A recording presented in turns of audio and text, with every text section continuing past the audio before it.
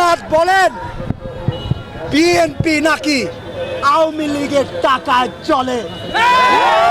এটা স্পষ্ট রাজনৈতিক বিপক্ষতার প্রমাণ।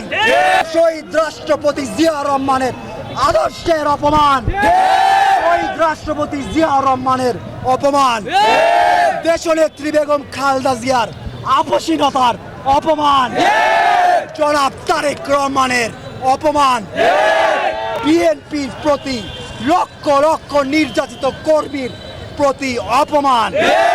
আমরা আমাদের শ্রদ্ধেয় সাংগঠনিক সম্পাদক সেলিম ভূঁইয়ার 7 দিনের আলটিমেটামের পূর্ণ সমর্থন জানাই। হাসনাত আব্দুল্লাহকে এই 7 দিনের মধ্যে প্রকাশ্যে ক্ষমা চাইতে হবে। এটা আমাদের অনুরোধ নয়, এটা আমাদের দাবি। আমরা দেবিদ্বারের মেজরিটি জনগণ রে আপনি গালি দিছেন, ক্ষমা চাইতে হবে জনগণের কাছে।